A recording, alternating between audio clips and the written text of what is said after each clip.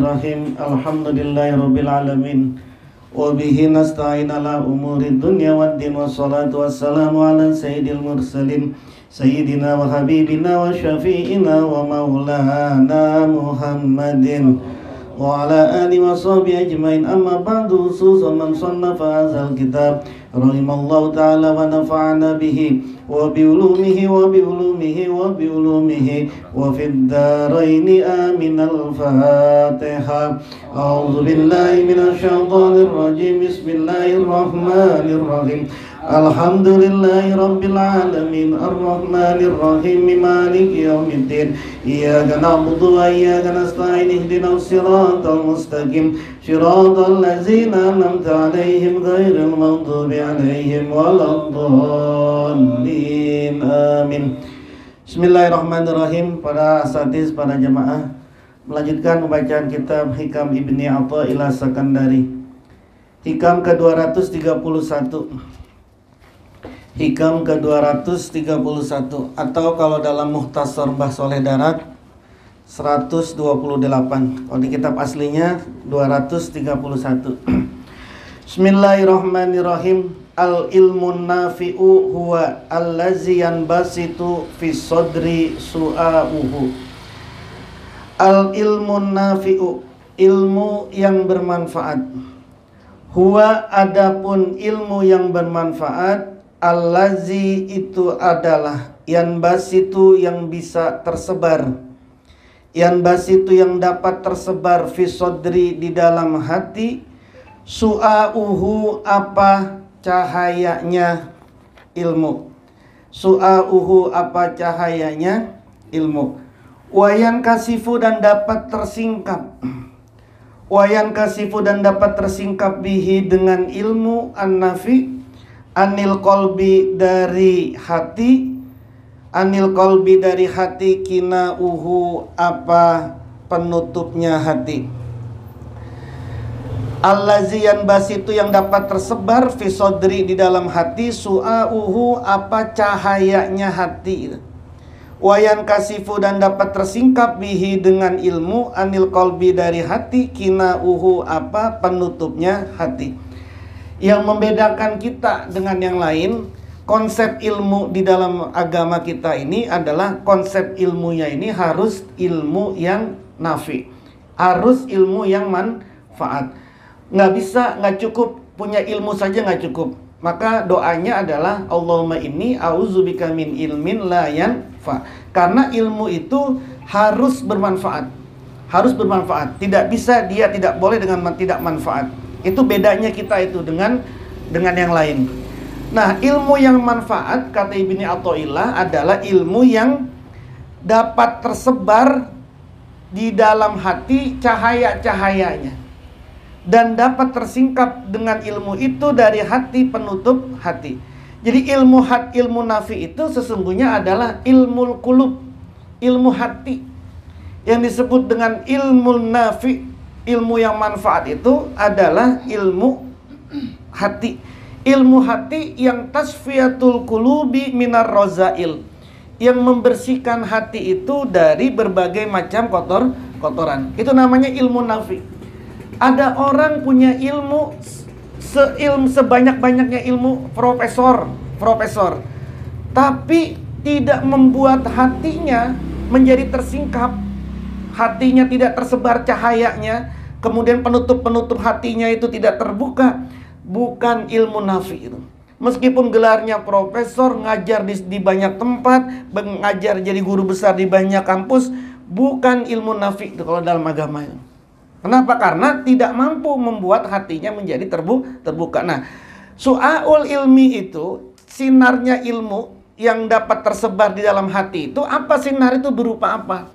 Ya berupa keyakinan, berupa ridho, berupa taslim, pasrah, berupa halawatul iman, berupa manisnya ilman, berupa agungnya makrifat. Itu cahayanya itu. Kalau punya ilmu, kemudian punya ridho di dalam hati kita, maka ilmu itu sudah mampu itu memberikan cahaya kepada hati. Dia udah punya ridho enggak? Ridho terhadap apapun saja. Ada orang hafal sifat 20, hafal sifat 20, beserta tafsirnya hafal. Tapi nggak punya ridho sama Allah. Nggak punya taslim. Nggak punya pasrah sama Allah. Nggak manfaat itu ilmunya. Kenapa? Karena nggak ada sinarnya tadi itu, nggak ada sinar. Hafal Al-Quran 30 juz, hafal. Tapi urusan rezeki nggak pernah ada ridho-ridhonya. Nggak ada pasrahnya kepada Allah.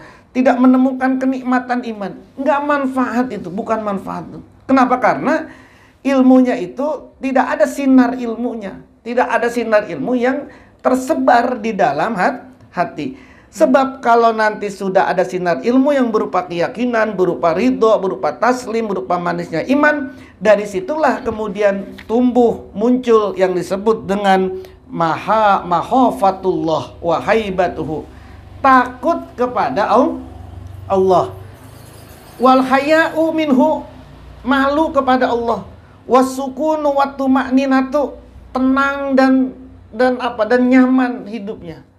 Itu nanti akan tumbuh itu. Bagaimana mungkin orang bisa sukun wa tuma'ninah kalau nggak punya ridho sama taslim? Nggak bisa itu orang.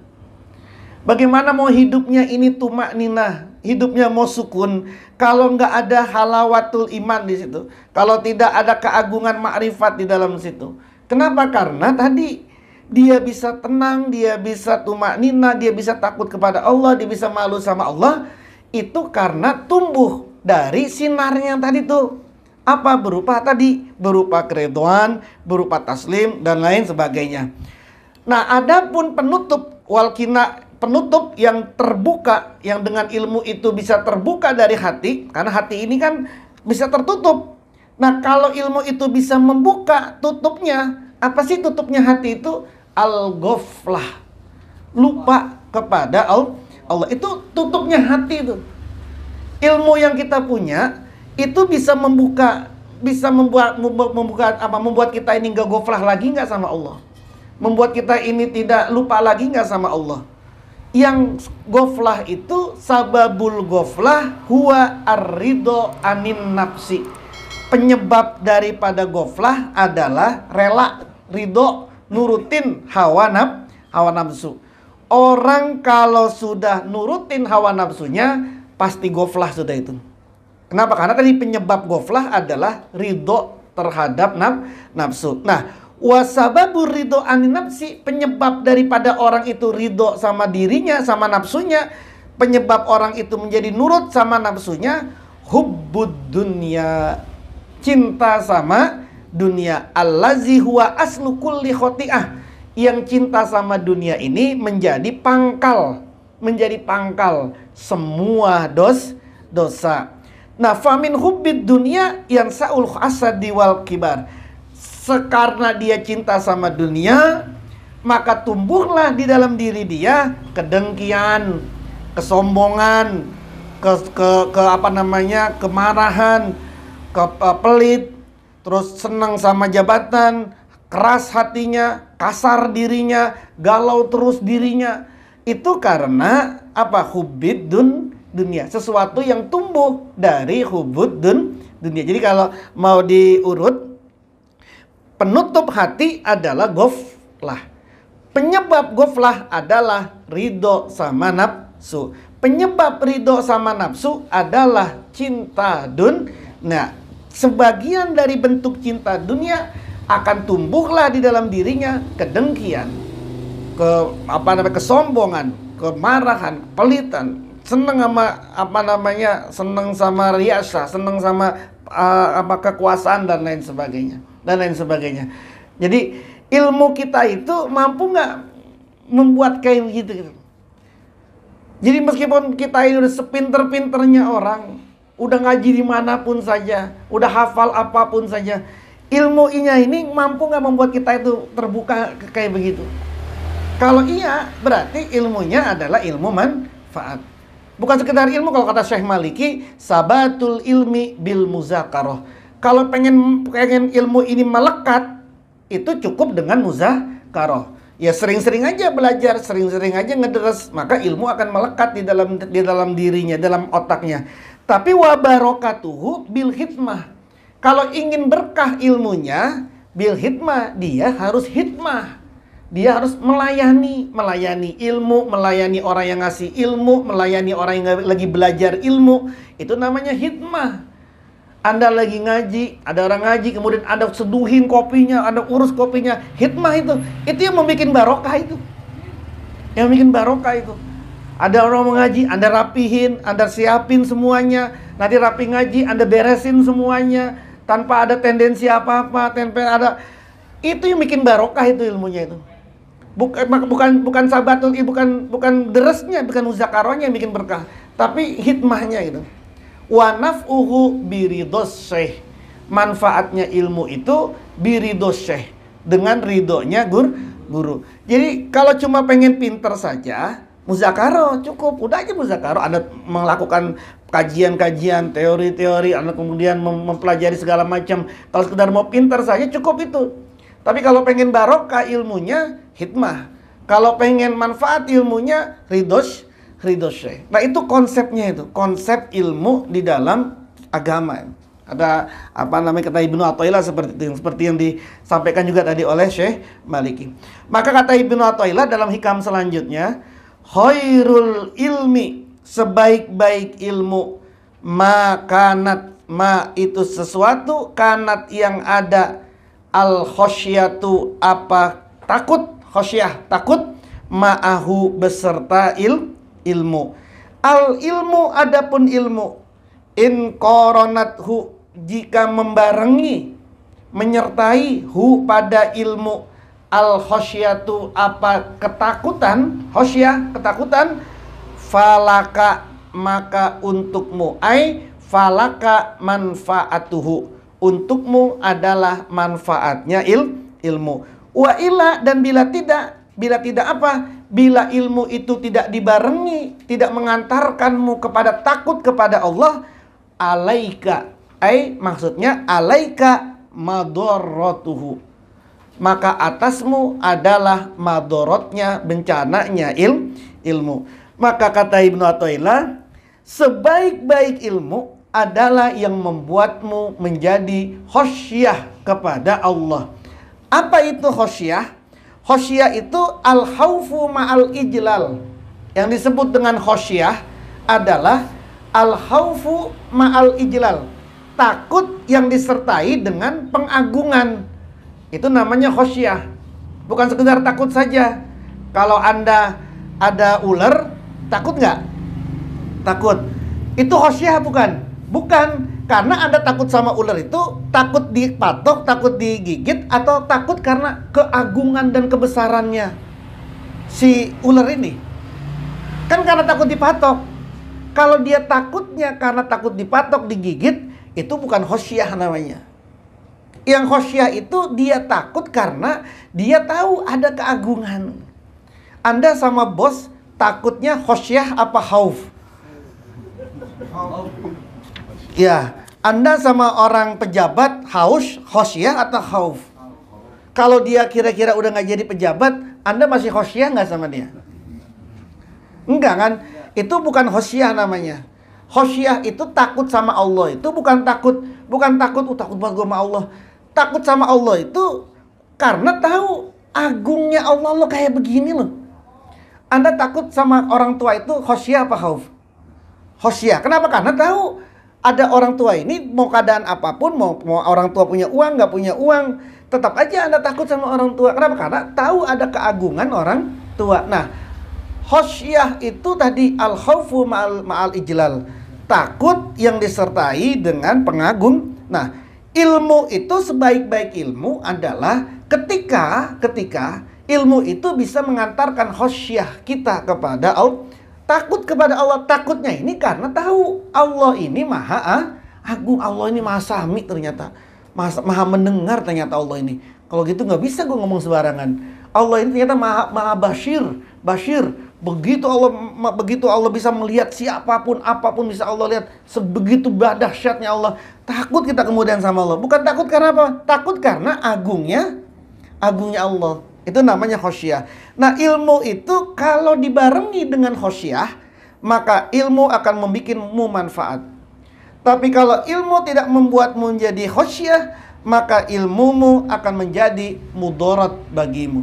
Inilah yang dikatakan dalam Quran, innama yakhsyallaha min ibadihil, yang takut kepada Allah, yang khosyah kepada Allah itu dari hamba-hambanya Allah hanyalah ulama.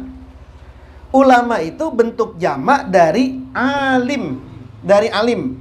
Alim orang yang berilmu, jamaknya adalah ulama. Apakah semua ulama? Enggak, ternyata. Alimnya ini orang yang alim, yang punya ilmu nafi. Kenapa? Karena enggak semua orang yang alim itu, intelektual itu adalah orang yang takut kepada Allah. Jadi ulama di sini bukan sekedar intelektual, bukan sekedar orang yang ahli ilmu, bukan. Tapi orang yang ahli ilmu nafi. Orang yang punya ilmu orang yang punya ilmu nafi. Al-alim ghairul muttaqi laisa waris. Orang alim yang tidak bertakwa laisa waris. Dia bukan pewaris.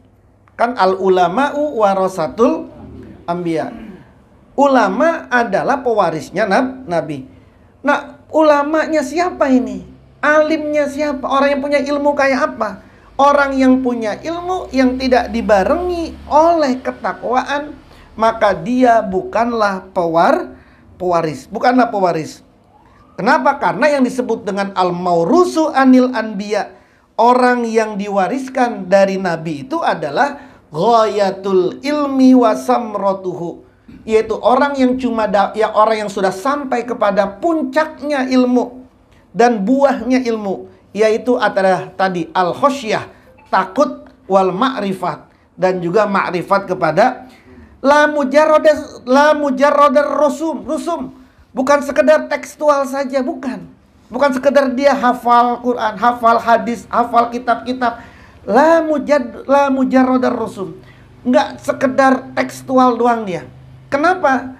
Karena tekstual itu sekedar wasitoh, sekedar wasilah, sekedar perantara. Faizalam yahsul al-mausud fala ibrata bil wasitoh. Kalau yang diwasilahinya itu tidak sukses, maka tidak bisa dia disebut dengan wasilah.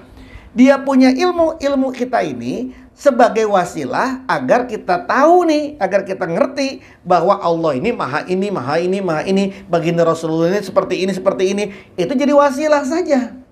Tapi kalau ternyata ilmunya ini tidak menjadi wasilah kita khosyah, maka gagallah dia menjadi ilmu. Jadi la warasata li alimil rasum, tidaklah dia mendapatkan warisan, tidaklah dianggap pewaris bagi orang yang alim tapi ar-rasum, orang yang alim secara tekstual saja. Tapi dia harus al-ilmun nafi. Dia harus al-ilmun nafi. Baginda Rasul pernah bersabda, wailul lil jahil marrah wa wailul lil alim iza lam ya'mal asra marrah. Neraka welah bagi orang yang bodoh marrah, sekali. Kalau orang bodoh itu neraka welnya satu. Tapi orang yang alim, orang yang berilmu, dia tahu, tapi dia tidak mengerjakannya, maka itu neraka welnya 10 kali. Itu tuh kalau dia tidak mendapatkan ilmu nafi. Maka Nabi kan doanya selalu begitu. Allahumma inni a'udzubika min ilmin la yanfa. Tapi di satu sisi lagi, Allah itu yaghfiru lil alimi arba'ina zanban qabla ay yaghfiru lil jahili zanban wahidan. Tapi di satu sisi orang alim yang ma'rifat, yang nafi, yang punya ilmu nafi, dia alim, dia punya ilmu dan ilmunya itu bermanfaat, itu sudah diampuni oleh Allah 40 dosanya sebelum orang yang bodoh diampuni 1 dosanya.